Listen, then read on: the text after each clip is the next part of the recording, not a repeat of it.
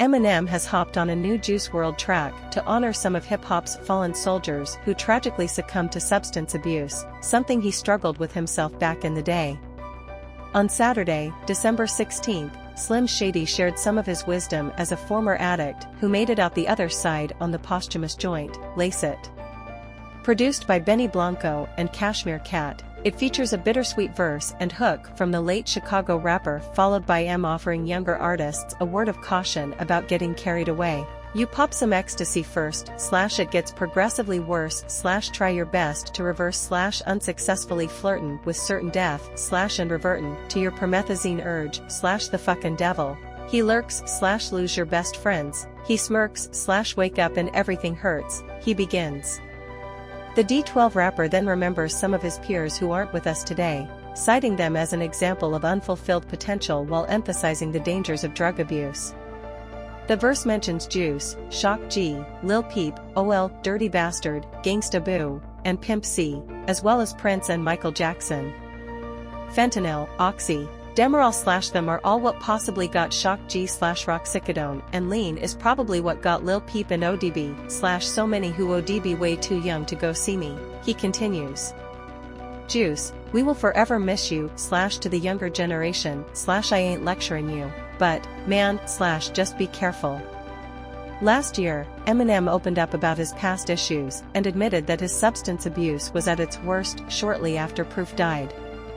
The diamond-selling MC nearly died in 2007 after suffering an overdose and has been on the road to recovery ever since, but there was a point when he never thought he'd be able to quell his demons. Drugs became a part of the way I was living my life once I got signed, he wrote in an op-ed published in XXL. When I first came out to LA, me and some guys I was hanging out with used to go to Tijuana and we would buy drugs. Vicodin and that kinda shit. I don't know how many times we did it, but it was so easy to go back and forth to do it. The last time we went, we're second in line and this dude in front of us starts arguing with the guy in customs, and they fucking throw him down on the ground and start pulling pills out his pockets and shit.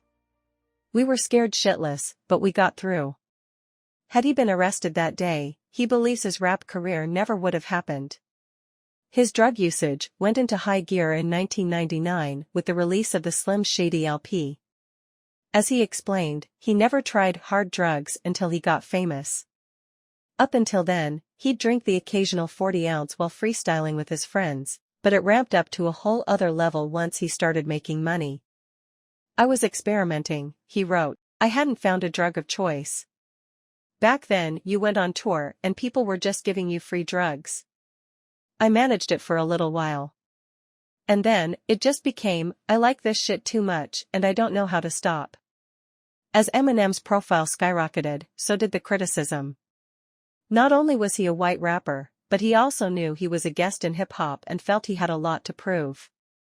He admitted the constant barrage of insults, hurt and drugs were a way to cope.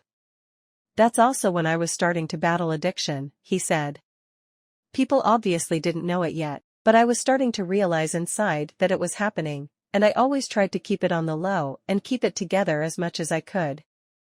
I was able to downplay my addiction and hide it for a while until it got really bad. He added, I started taking Ambien on top of everything else. I would take a little to perform, which you would think doesn't make sense, but Ambien is a mind eraser. So, if you don't go to sleep on it, you get in this weird comatose state. I see what you're saying, and I hear what you're saying, but I don't comprehend. If you watch back an interview from that time, you can notice it. That's when everyone around me knew, he's fucked up.